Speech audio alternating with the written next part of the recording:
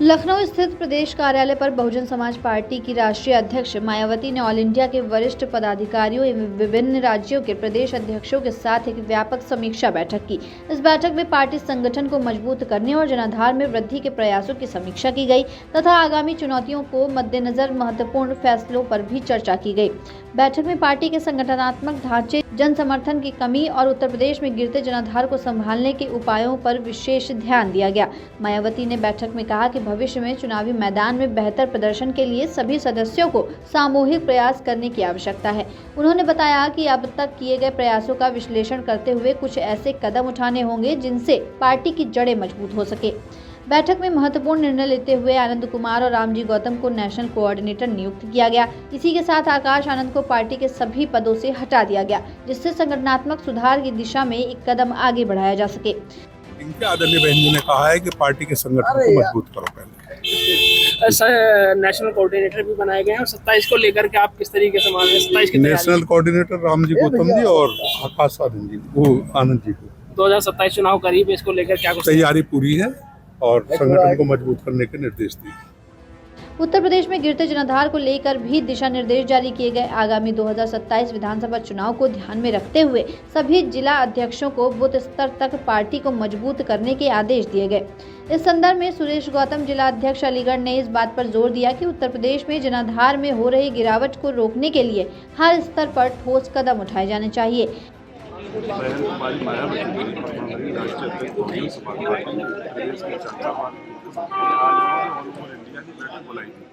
इसमें जो संगठन अभी जिला पंचायत का इलेक्शन होगा, 2027 का चुनाव होगा, तो संगठन जैसे हमारी विधानसभा होती है, जैसे सेक्टर कमेटियाँ होती है, बूथ कमेटियाँ होती है, उसमें कुछ निष्क्रिय पदाधिकारी हो गए, तो उनकी जगह पर सक्रिय लोगों को लाना है, या फिर जहाँ संगठन नहीं बना है उनकी जगह संगठन को तैयार करना है।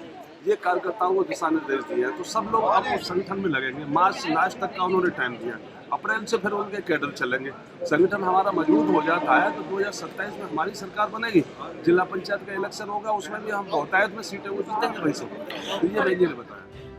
इंदु चौधरी, मंडल अध्यक्ष आजमगढ़, ने भी अपनी चिंता व्यक्त करते हुए बताया कि क्षेत्र में सक्रिय कार्यवाही और नई रणनीतियों की आवश्यकता है। राष्ट्रीय महासचिव मुनकाद अली ने बैठक में राष्ट्रीय स्तर पर संगठनात्मक ढांचे को मजबूत करने के निर्देश दिए, जिससे आने वाले समय में पार्टी को चुनावी मैदान में बेहतर प्रदर्शन करने में मदद मिलेगी।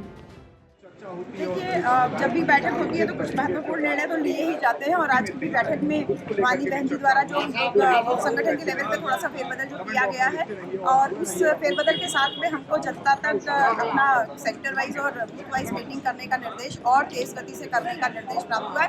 उसी के तहत ये बैठक की तो और उसके अलावा भी कुछ और महत्वपूर्ण चीज़ें हैं जो कि आपको जल्दी ही प्रेस रिलीज के माध्यम से मिल जाएगी। कई लोगों को नई जिम्मेदारियां मिली हैं, किन लोगों की जिम्मेदारी मिली, क्या जिम्मेदारी है? हमारे जो राज्यसभा सांसद हैं माननीय रामजी गौतम जी और साथ ही साथ आनंद कुमार जी, 2 नए कोऑर्डिनेटर, राष्ट्रीय कोऑर्डिनेटर बनाए हैं।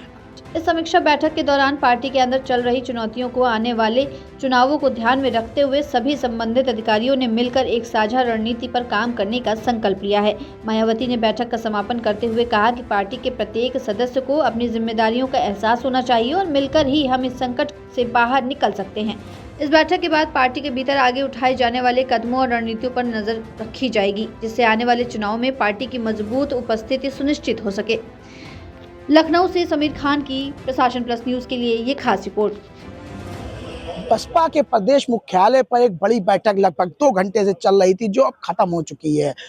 ये बैठक बहन कुमारी मायावती ने ली थी, अपने सभी प्रदेश अध्यक्षों को बुलाया था, साथ ही कोऑर्डिनेटर और मंडल अध्यक्ष को भी इसमें बुलाया गया था। सबको दिशा निर्देश दिए गए हैं कि किस तरीके से युवाओं को इसमें जोड़ा जाए। साथ ही साथ इस बार 2 अहम जिम्मेदारी 2 अन्य लोगों को मिली है। रामजी गौतम और आनंद कुमार को नेशनल कोऑर्डिनेटर बनाया गया है और साथ ही साथ युवाओं को किस तरीके से बहुजन समाज पार्टी से जोड़ना है, इस पर भी खास ध्यान देने के लिए कहा गया है। वहीं आपको ये बताना चाहेंगे, आकाश आनंद को सभी पदों से निष्कासित कर दिया गया है और साथ ही 2027 का उत्तर प्रदेश में होने वाला विधानसभा चुनाव को लेकर भी इसमें अहम फैसले लिए गए हैं। साथ ही साथ ये भी दिशा निर्देश दिए गए, जो कार्यकर्ता निष्क्रिय हैं उनको संगठन से बाहर का रास्ता दिखाने का आदेश दिया गया है और जो सक्रिय हैं उनको आगे बढ़ाने का भी आदेश दिया गया है। अब देखने वाली बात होगी जो ये बैठक हुई है, इस बैठक का क्या निर्णय निकल के आता है। 2027 के उत्तर प्रदेश में चुनाव होना है, क्या इस बैठक का कुछ परिणाम उसमें आता है? बहुजन समाज पार्टी का बिगड़ता जनाधार वापस बहुजन समाज पार्टी को मिलता है है कि नहीं मिलता है। 2027 इस तरीके से कार्यकर्ता दावा कर रहे हैं कि इस बार 2027 में बहुजन समाज पार्टी की सरकार बनेगी। तो अब ये तो 2027 में देखने को मिलेगा।